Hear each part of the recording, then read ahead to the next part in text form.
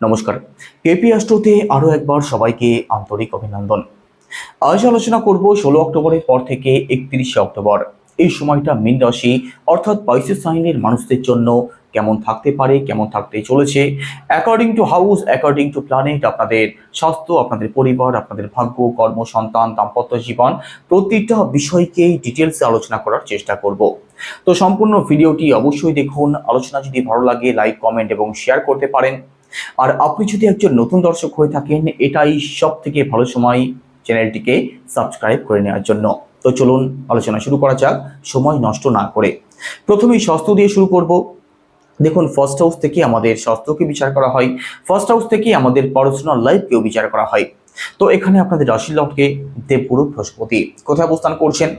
দেখুন, দেবগুরু এতদিন তো আপনাদের চতুর্থ ভাবে অবস্থান করছিলেন, তবে এবার পঞ্চম ভাবে প্রবেশ করবেন। দেবগুরু দীর্ঘদিন পরে রাহুর প্রভাব থেকে মুক্ত হয়ে যাবেন। তো মীন রাশির মানুষ যারা মানসিক দিক থেকে অত্যাধিক সমস্যার মধ্যে ছিলেন, স্বাস্থ্য নিয়ে যাদের অত্যাধিক ভোগান্তি হচ্ছিল, তার থেকে কিন্তু এবার আপনি বেরিয়ে আসতে পারবেন। কবে? 18 তারিখের পরবর্তী সময়ে। 18 তারিখের পরবর্তী সময়ে আপনাদের পার্সোনাল লাইফের দিক থেকে, আপনাদের স্বাস্থ্যের দিক থেকে, অথবা যে কোনো দিক থেকে পজিটিভ রেজাল্ট আপনি অবশ্যই পাবেন। কারণ দেবগুরু অতিচার গতিতে তুঙ্গস্থ থাকবেন আপনাদের পঞ্চম ভাবে।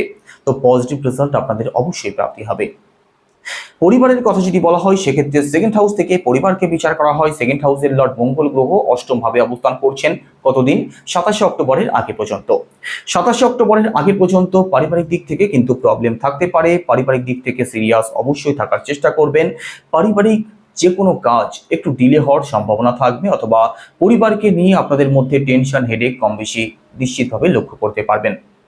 একই সাথে সেভিংসের দিক থেকেও কিন্তু প্রবলেম এই সময় থাকবে।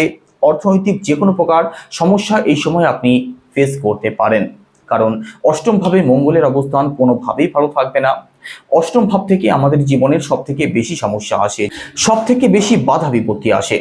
তো প্রথমত সেভিংসের দিক থেকে সিরিয়াস থাকবেন, পারিবারিক দিক থেকে একটু সিরিয়াস অবশ্যই থাকবেন। চোখ, কান, গলা সংক্রান্ত ছোটখাটো প্রবলেম আপনাদের ফেস করতে হতে পারে। এই দিক থেকে সিরিয়াস থাকবেন। কথাবার্তা একটু ভাবনা চিন্তা করে তবেই বলবেন, না হলে কিন্তু কথার জন্য প্রবলেমে জড়িয়ে পড়তে পারেন। আর নিজেদের খাওয়া দাওয়ার প্রতি বিশেষভাবে সিরিয়াস থাকতেই হবে। বেশি তৈলাক্ত খাবার, বাইরের খাবার যত আপনি অ্যাভয়েড করতে পারবেন 27 অক্টোবরের মধ্যবর্তী সময়টা, ততই আপনাদের জন্য মঙ্গলজনক থাকবে। থার্ড হাউসের কথা যদি বলা হয়, থার্ড হাউসের লর্ড শুক্র গ্রহ। শুক্র আপনাদের সপ্তম ভাবে অবস্থান করছেন। সপ্তম ভাবে শুক্রের অবস্থান ভালোই থাকছে। তো তাদের জন্য ভালো সময় থাকবে যারা অনলাইন কাজ করেন, সোশ্যাল মিডিয়ার সাথে যুক্ত আছেন, কোনো ডিজিটাল কাজের সাথে যুক্ত আছেন, এমনকি যারা মার্কেটিং করেন, কমিউনিকেশন সংক্রান্ত কোনো কাজের সাথে যারা যুক্ত আছেন, আপনাদের জন্য ভালো সময় থাকবে। শর্ট ট্রাভেল আপনাদের হতে পারে। আপনাদের মধ্যে সাহস, আত্মবিশ্বাসের জায়গাটা ভালোই থাকবে। কোনো বেকার ঝামেলাতে যারা জড়িয়ে আছেন, তার থেকে বেরিয়ে আসতে পারেন। আপনার ছোট ভাই বোন, কাছের আত্মীয় স্বজন, পাড়া প্রতিবেশী, এদের সাথেও আপনাদের অ্যাটাচমেন্ট বন্ডিংয়ের জায়গাটা ভালোই থাকবে।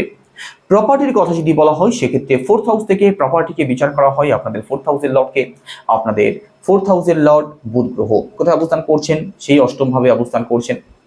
অষ্টম ভাবে বুধের অবস্থান কিন্তু ভালো থাকবে না।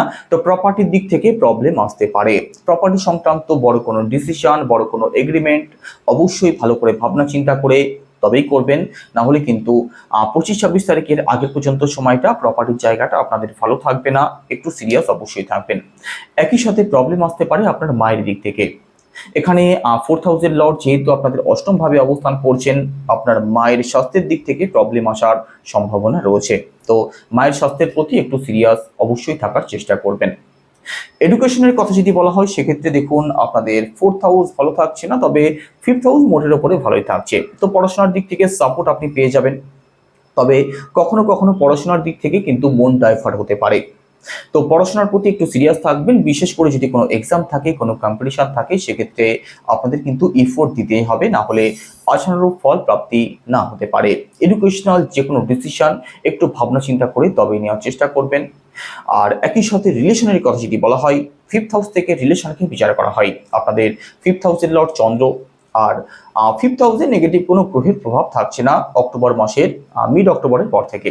তো এখানে রিলেশনের জায়গাটা আপনাদের ভালোই থাকবে। রিলেশন নিয়ে মেজর কোনো ইস্যুর সম্ভাবনা থাকছে না। একই সাথে দেখুন, ফিফথ হাউস থেকে সন্তানকেও বিচার করা হয়। তো সন্তান পক্ষ আপনাদের ভালোই থাকবে। ফ্যামিলি প্ল্যানিং যারা করতে চাইছেন, আপনাদের জন্য ভালো সময় থাকবে। কোনো দুশ্চিন্তার কোনো কারণ থাকছে না।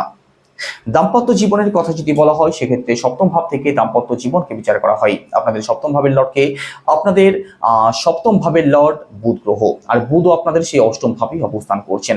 আর অষ্টম ভাব ভালো হয় না প্রথমেই বলেছি, তো দাম্পত্য জীবনের দিক থেকেও বিশেষভাবে সিরিয়াস থাকুন।